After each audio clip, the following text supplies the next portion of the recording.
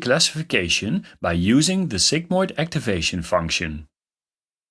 The activation of neurons determine whether a car should be sold or not. But what if a classification has 3 categories? Can we still use one output neuron? Well, perhaps you can, but there is a better way to do this. To support classification in 3 categories, we create 3 output neurons. The neuron that is activated most determines the category. We have now entered the world of multi-class classification. To demonstrate multi-class classification, I'll use a common example, the flower example. Meet Starlet. Starlet is a data scientist who likes gardening in her spare time. Starlet loves to work in her garden. She especially likes the colorful flowers. One day she notices something. It seems that red flowers have short, small petals. Blue flowers have short but wide petals.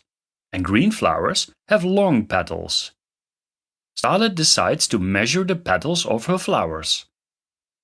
The result is a list of flowers where each flower has a petal length, a petal width, and a color. Starlet would like to know if she can predict the color of any flower by measuring its petals. To get a better understanding of the data, the flowers are plotted in this diagram. We can make an interesting observation. The flowers are nicely divided by straight lines. Perhaps we can use the same strategy as before. So what does the network diagram look like? There is an input layer with 2 neurons, one for length and one for the width. The output layer has 3 neurons, one for each category. Each input neuron will be connected to each output neuron. This means that there will be 6 weights. This also means that we cannot store the weights in a simple list anymore. The weights will be stored in a matrix. Let me show you what the matrix looks like. Take some time to look at this matrix. If you find this confusing, you are in good company. Each W is a weight and has 2 indexes. One for the row and one for the column. Even with the 6 values you see, it can be very hard to imagine how they are related to the 6 weights in the neural network. Let me put them next to each other. The 3 rows in the matrix correspond to the 3 output neurons. Let me add the weights to the diagram.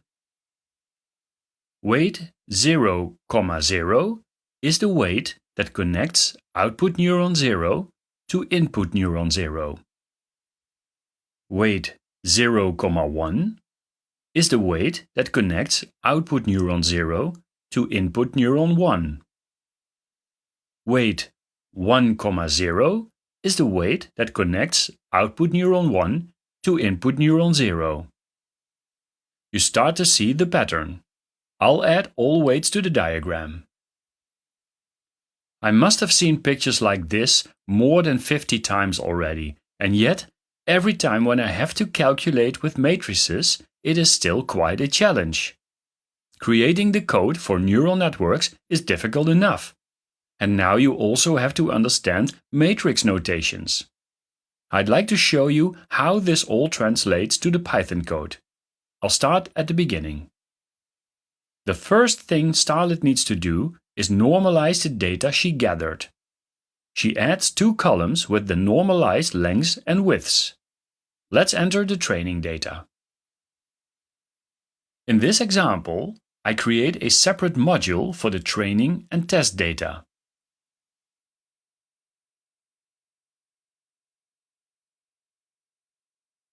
I start by pasting the flower training data.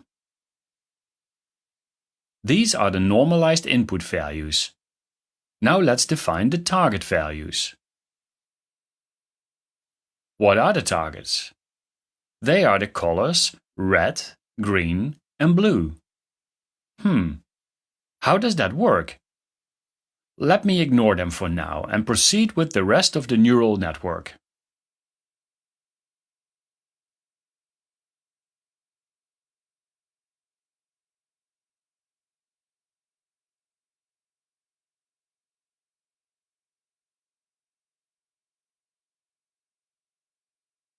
As you see, the weights have 3 rows and each row has 2 values.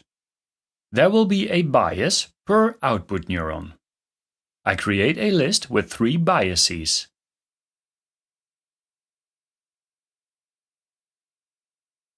Just like before, the epochs and learning rate are defined.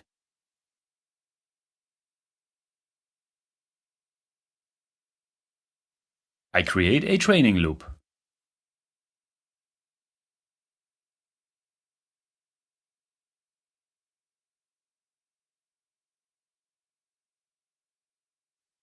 How are the predictions calculated?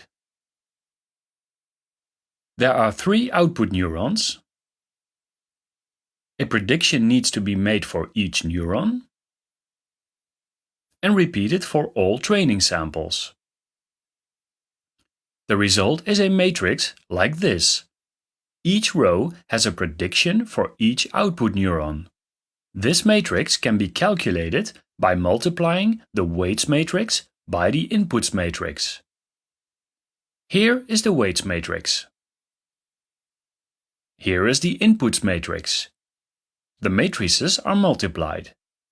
And the output should be a matrix of 30 rows and 3 columns. We can use Python list comprehensions for this. Here you see the code. If you have no experience with matrix multiplications, you probably wonder what is happening here. I will show you a very simplified process. Row 1 of the weights is multiplied element-wise by row 1 of the inputs. The result goes here. This process is repeated for the second row of the weights and the first row of the inputs. The result goes here. The process is repeated for the third row of the weights and the first row of the inputs. The result goes here. The process repeats for the second row of the inputs. And as you have guessed, the result goes here. You start to see the pattern. The process is repeated for all the input rows. There is a lot more to tell about matrix multiplications, but first we have other work to do. Let's add the matrix multiplication to the Python code and see what happens.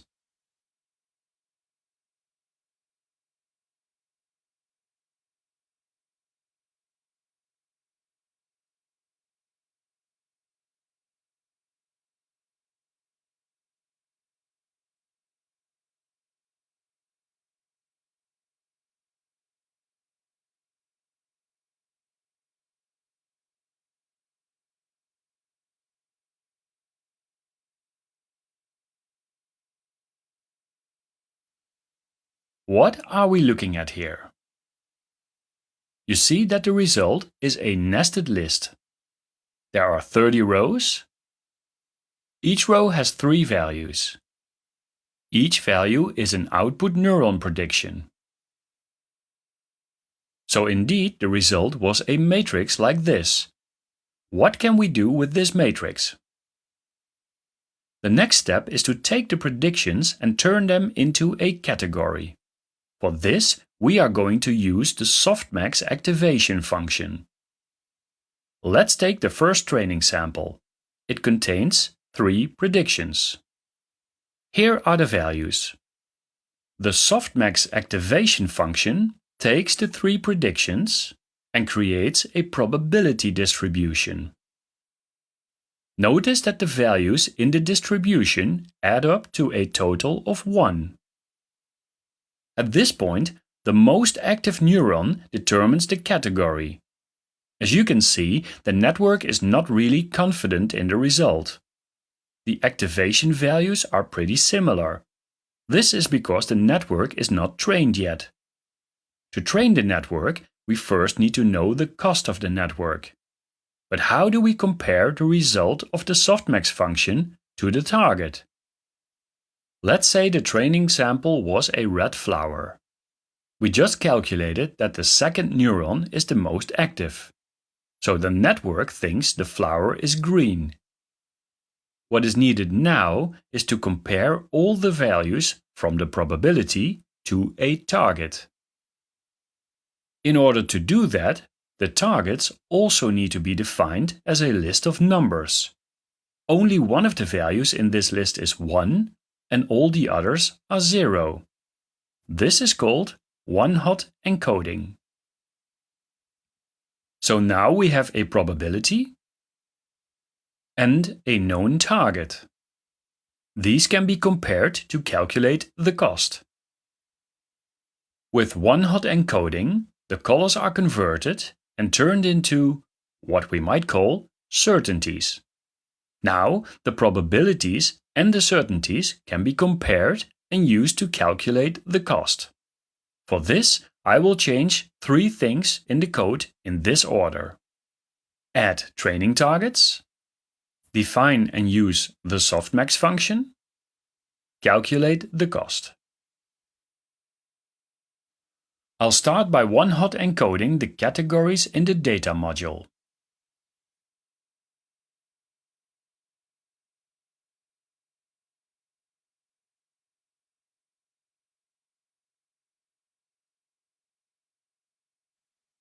And now I paste the values from the table.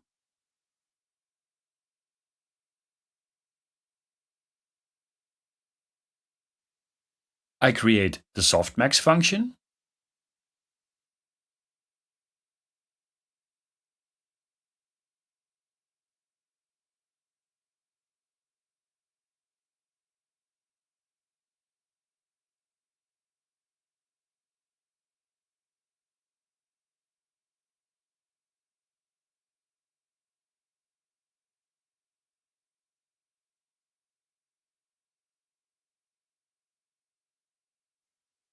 And use it to calculate the probabilities.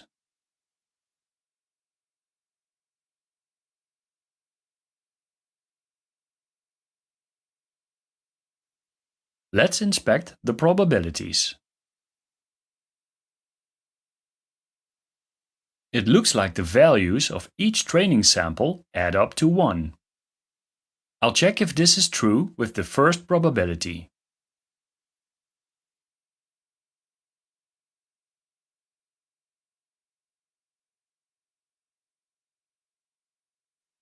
Yes, that works.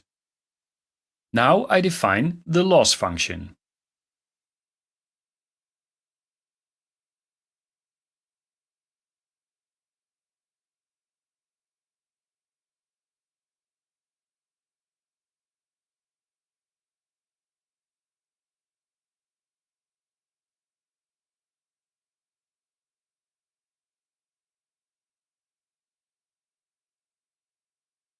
The log loss function for the Softmax activation takes the activated neurons for one training sample. They are compared to the target and the sum of the errors is returned. I use the log loss function to calculate the cost over all training samples.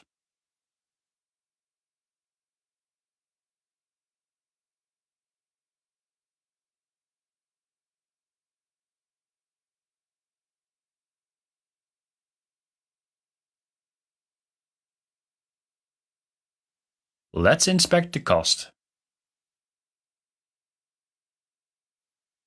The cost is printed. We now have calculated the cost. This is a number that does not tell us much at this point. All we know is that it needs to be minimized. But before we do, I'd like to point your attention to 2 parts in the code. The first part is the cost calculation. Notice that the log loss function calculates the losses for each neuron and returns their total.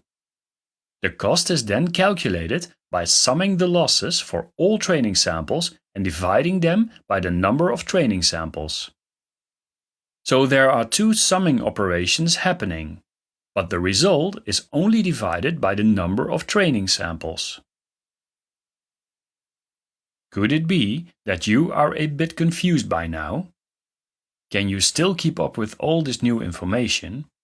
If not, you are in good company.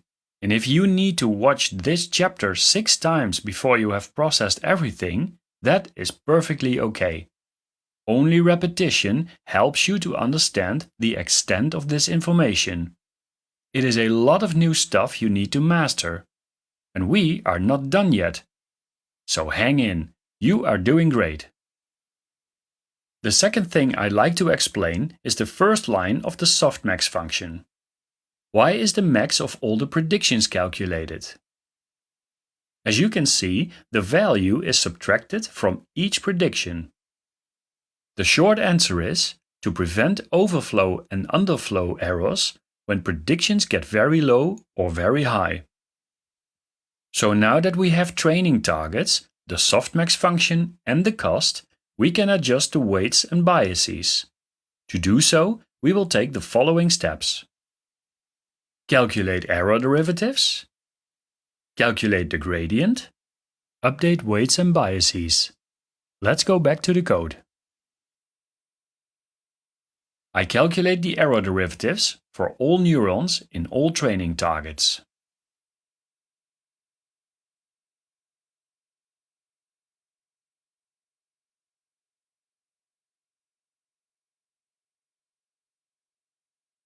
I use the error derivatives to calculate the weights deltas. This will be a matrix multiplication where the error derivative matrix is multiplied by the inputs matrix.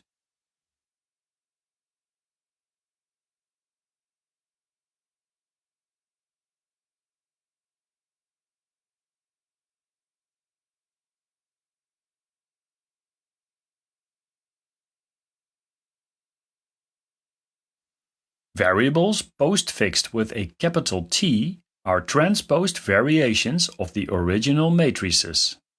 I need the transposed versions for the following list comprehensions.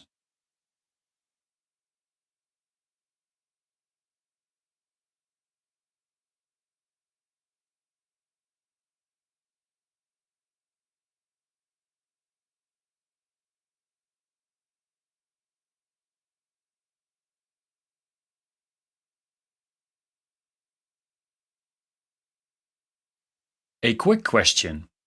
You have learned that weights D and biases D together form the gradient to update the weights and biases. So what shape must weights D and biases D have? Are they matrices? Are they lists? Look at the weights matrix. In order to update the 6 values in this matrix, I need 6 deltas. It would be great if weights D has the same shape as the weights matrix.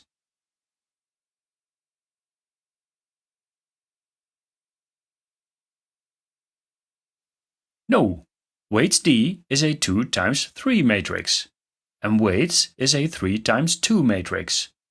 That means I have to transpose weights D to flip the rows and columns. I'll do that in a moment. First, I'd like to check if bias D has the same shape as the biases.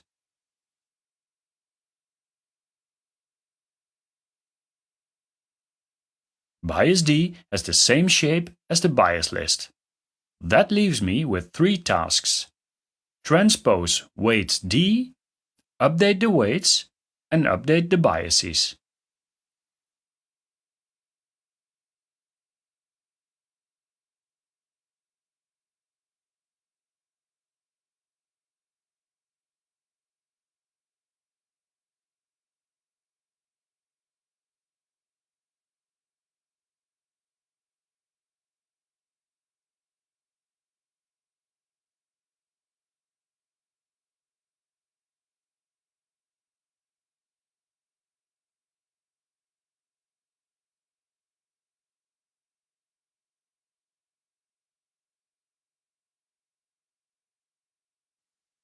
The training loop is ready. Let's see if everything works. It does. You might wonder why I am not creating helper functions for transposing and multiplying matrices. One reason is that I want you to be able to follow the code without having to jump to functions all the time. Another reason is that I assume once you understand how it works, you will create your own helper functions, or switch to using NumPy. NumPy has built-in functions to transpose and multiply matrices. That was another major refactor. We keep expanding the network and went from a single neuron with a single input to a network with 2 inputs, all the way to a network with 2 input neurons and 3 output neurons.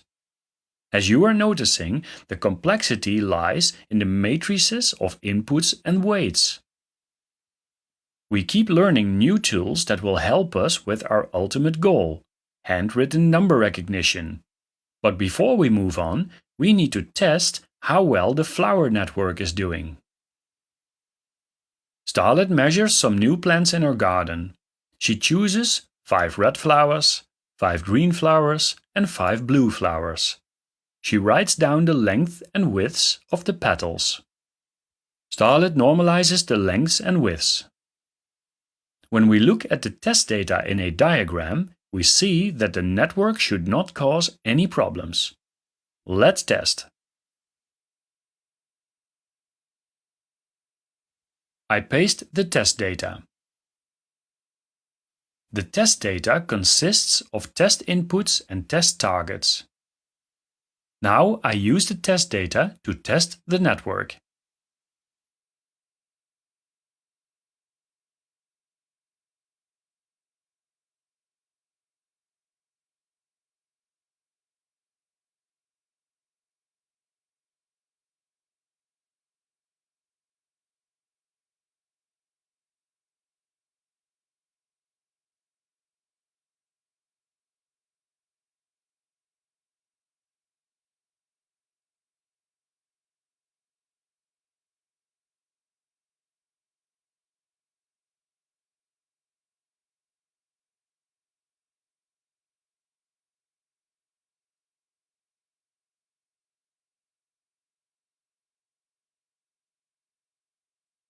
I compare the most active neuron of the prediction with the most active neuron of the target.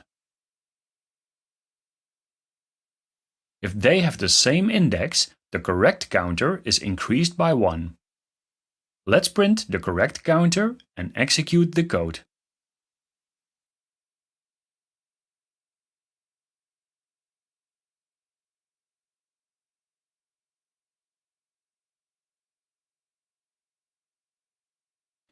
Only 5 correct guesses. That makes sense. Let's increase the epochs and try again.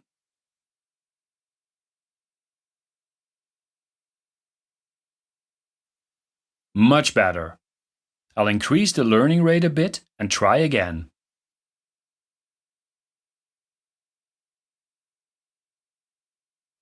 Yes, a perfect score. The network was able to predict all the test flowers. We had to learn quite a few new tricks to do this. For me, the most complicated thing is to perform all the matrix multiplications and trying to imagine the result. The fact that our network now has more than one dimension for the weights and inputs does not make it easier.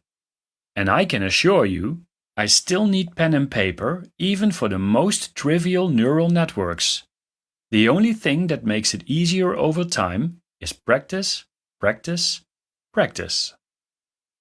And you are well on the way. Starlet can now classify the flowers by measuring their petals.